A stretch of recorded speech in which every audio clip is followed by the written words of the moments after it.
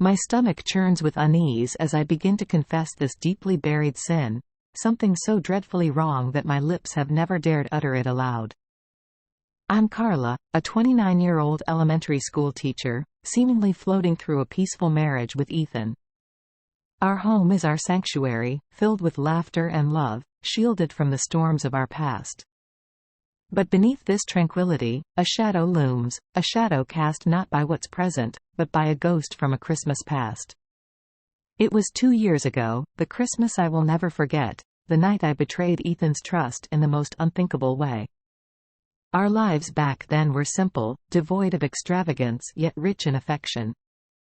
But this simplicity was marred one winter evening, fueled by the arrival of my godfather, a man whose past kindness morphed into a sinister obsession. Samuel, my father's longtime confidant and my appointed godfather, was always a figure in my childhood. His presence was constant at every milestone, my birthdays, graduations, and even my wedding. Back then, his affluence was a beacon that drew my family closer, his gifts generous. But as I matured, his affection took on a disturbing hue, especially after I got married. His touches lingered too long, his glances bore too deep, his comments cut too close. I had asked him, pleaded with him, to stop these advancements, but my words seemed only to fuel his boldness. Ethan knew nothing of this. I shielded him from my turmoil. I believed my silence would smother the flames of Samuel's intentions. Yet, that Christmas, my efforts to bury these secrets were thwarted. Under the guise of festive spirit, a lurking nightmare awaited its moment. The tension began the moment we, Ethan and I, decided to spend Christmas at my parents' home in the quaint town of Old Willow. It had been years since my last visit, and despite my hesitations, Ethan's optimism swayed me. He believed in the warmth of family reunions, the charm of holiday gatherings. I, however, feared them, for I knew Samuel would be there. As Christmas Eve dawned, the house buzzed with joy. Relatives filled the rooms, laughter echoed through the halls, and the scent of roasted turkey mingled with pine. I was a bundle of nerves hidden under a carefully crafted smile. My red dress, chosen by Ethan for its cheerfulness, felt like a beacon for unwanted attention. Samuel arrived late, slightly disheveled but as imposing as ever. His eyes locked onto mine the moment he entered, a smirk playing on his lips as he exclaimed, "Carla. Look at you, all grown up and dazzling as ever." His hug was too tight, his hand lingering too long on the small of my back. I recoiled inwardly but masked it with politeness. Throughout the evening, he found every excuse to be near me, his comments thinly veiled with innuendo. I felt Ethan's hand squeeze mine under the table, a silent reassurance. Yet, as the night wore on, Samuel's determination grew. He plied Ethan with drink after drink, each glass a calculated move to dull his senses. Ethan, ever the gentleman, obliged, not wanting to stir conflict. "It's just holiday cheer," he whispered to me, his eyes glossy from the alcohol.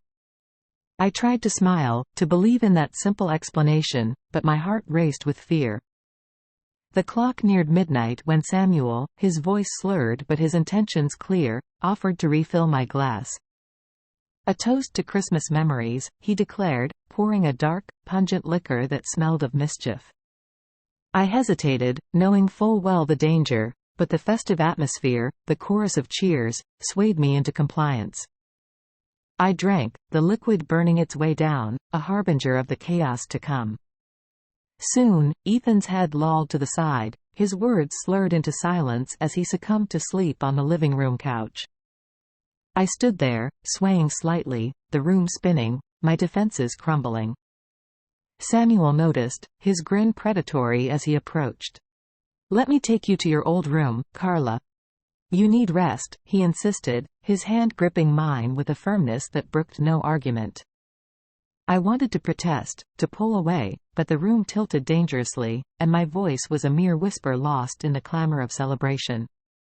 As we ascended the stairs, my heart pounded with the foreboding of what was to come, each step a descent into a night that would haunt me forever.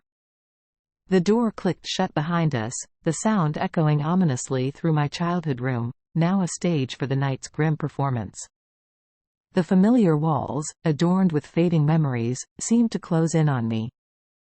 My godfather's breath was heavy with the scent of alcohol as he steered me towards the bed. My legs, unreliable and weak, buckled beneath me, and I sank onto the edge of the mattress, the room spinning. "Rest, Carla." "I'm here," Samuel murmured, his voice a sinister lullaby in the dimly lit room. His words should have been comforting, but they slithered over me like a serpent's caress.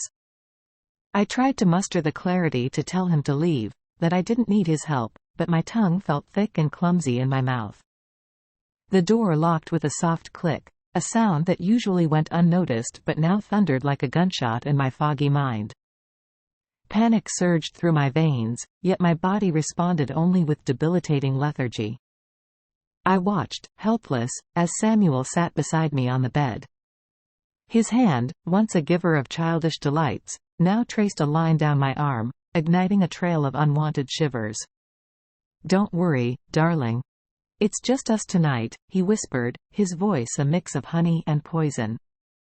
His proximity was overwhelming. The alcohol in my system distorted my senses, making the room tilt and swirl. As my eyes fluttered shut, the last thing I felt was his hand moving dangerously close to the hem of my dress. What followed was a blur, a mosaic of half-memories and sensations that I would later spend countless nights trying to piece together.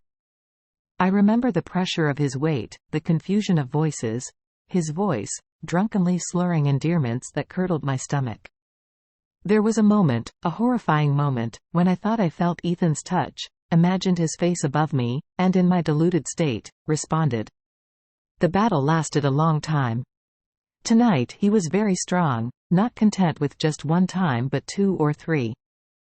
I responded to him because I was immersed in a kind of hallucination, and in that state, everything felt much more intense. But the veil of intoxication only masked the grotesque reality. The cold light of morning was a cruel awakening.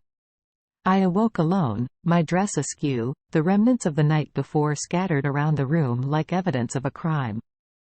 I still felt nauseous, and my body was extremely sore, as if I had ridden for several kilometers on the back of an indomitable beast. The sharp sting of betrayal from within and the heavy cloak of violation enveloped me. Samuel was nowhere to be seen, his departure as cowardly as his actions. Dragging myself to the edge of the bed, the events of the night began to sharpen into painful clarity. My head pounded with the dual ache of a hangover and deep, soul-crushing guilt. I had been manipulated, taken advantage of by the man who was supposed to protect me as a godfather, yet I couldn't help but feel complicit in a sin I hadn't chosen. The shower did little to wash away the shame that clung to me like a second skin.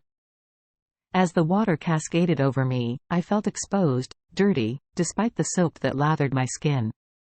How could I face Ethan? How could I tell him that the trust he had so freely given had been shattered, not by a stranger, but by a man he had met as my family?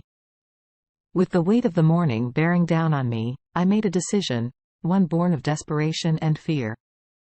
I chose silence.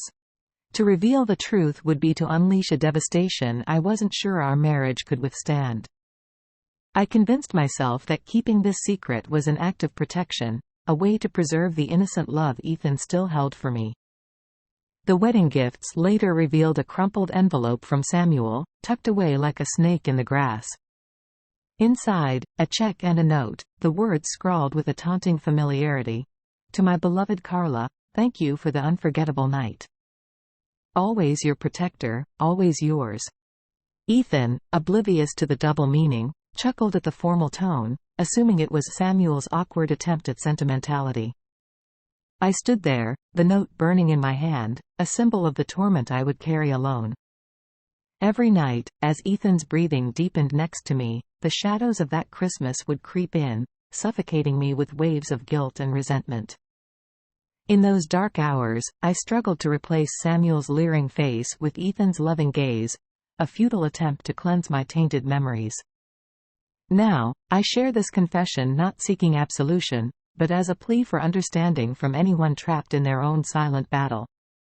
The weight of unspoken truths is a heavy burden, one I still carry with me every day, a constant reminder of the night when everything changed. Tell me, reader, how would you navigate this storm? Could you forgive? Could you forget? Or would you, like me, choose the painful silence to protect those you love?